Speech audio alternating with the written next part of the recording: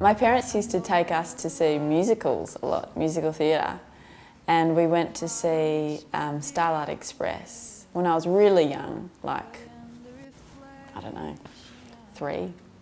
And we sat right up the back. I think it was at the Rod Laver or something like that. And apparently I just was completely just enamoured the entire time. I couldn't stop looking at what was going on, and I had my hands on the back of the seat because I was, you know, too small really to sit in a chair. And I remember it really vividly. It's one of my first memories, and we got the soundtrack and we took that back home, and we all learnt it and had cheesy sing-alongs.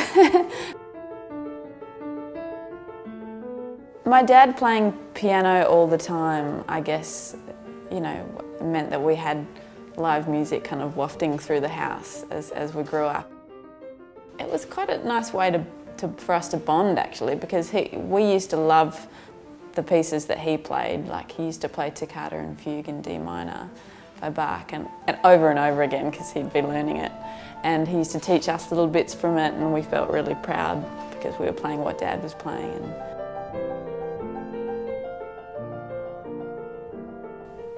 Yeah, I auditioned for Joseph and the Technicolor Dreamcoat I think that was in middle school.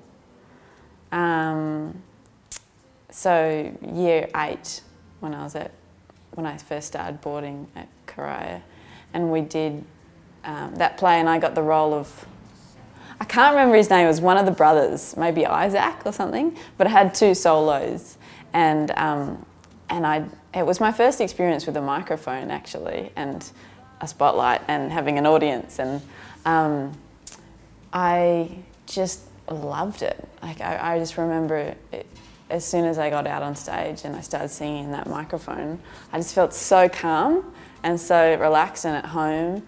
And it was also quite familiar to me too, I guess, because my brother was a musician, and the idea, the seed got planted then of, oh, I could actually do this as a job.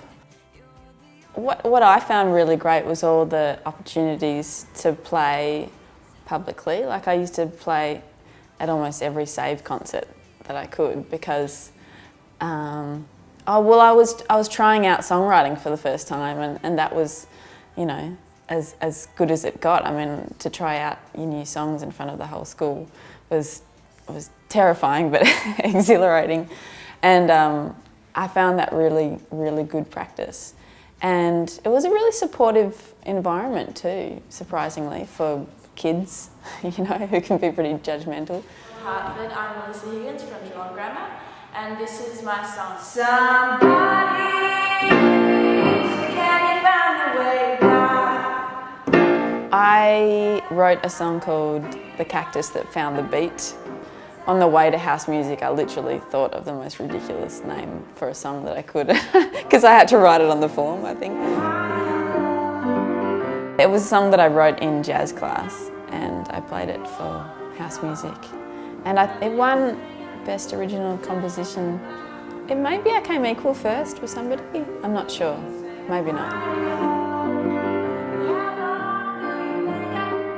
Yeah, that was a cool moment, because I remember that I got the whole audience to clap along. But it was also quite terrifying for me, I seem to remember, because it was a really big deal. All the parents were there and everything, and I think it was the biggest venue I'd played in at that point. But it was nice to play an original song that I felt proud of.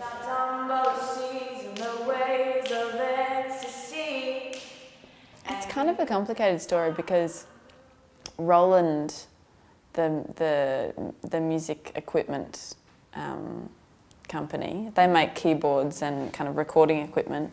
They came to Geelong Grammar to try and kind of sell their products wholesale, I guess, to the school, and they wanted a guinea pig to record some original music into the machine so that they could kind of show the school how it was done and how a student would put their own songs into this machine and record it on the keyboard and mix it.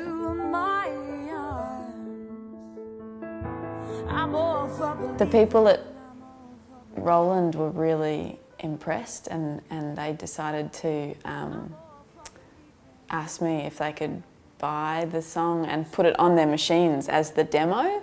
So now there's a heap of Roland equipment around Australia and New Zealand, I think, that have All for Believing, the original, as the demo. But the song got written because it was an assignment for Rita Jenkins for her class in Year 10. And yeah, it's true, I was running late as usual and I hadn't done my homework. And I think I went into the music school at lunchtime and wrote this song just before the class, which was quite unusual really, because I hadn't written that many songs up until that point. It just came out of me for some reason. And then I played it for the class and it seemed to go down well, and she graded me well, which is good. And that song ended up going on to win Triple J Unearthed. So that actual recording, the one that's on the Roland machine, was the one that my sister's boyfriend entered into Triple J Unearthed and ended up winning that. So it all started in Rita Jenkins' music class.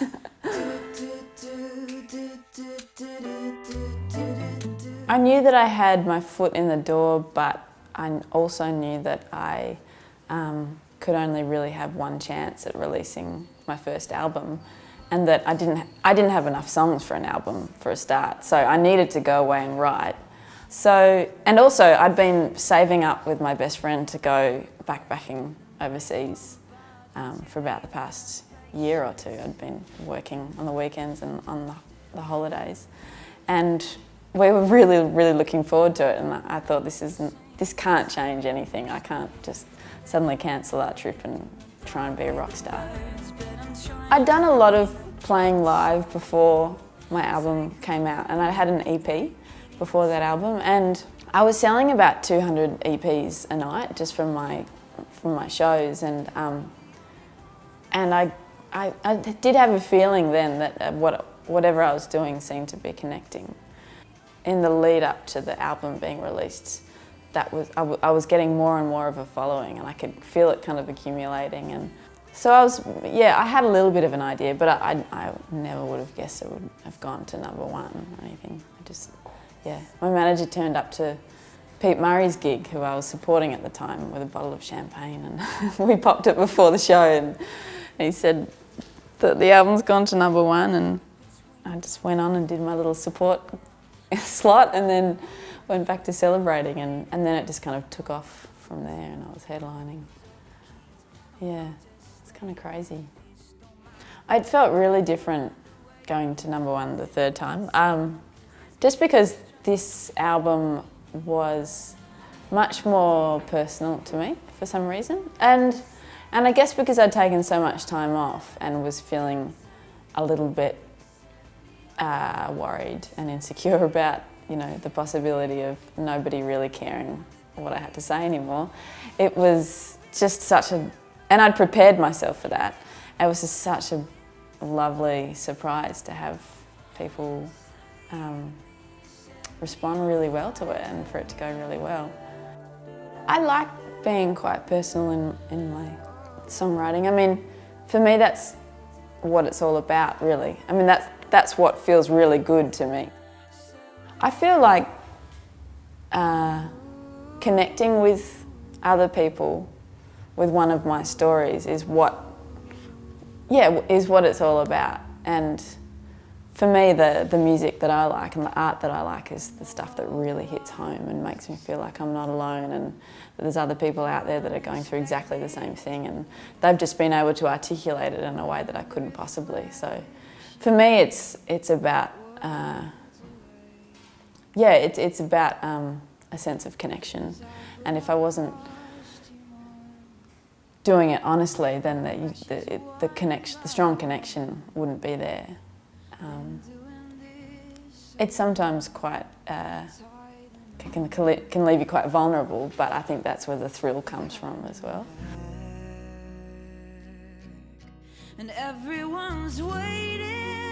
I mean, quite simply, I'm just happy when I'm being creative. So, really, regardless of where I am, if I'm being actively creative, then I'm as happy as I can possibly be, really. It's kind of my life force. I feel like the blood stops flowing in a way when I haven't been creative for a while. So, yeah, that's as close to content, I guess, as I get.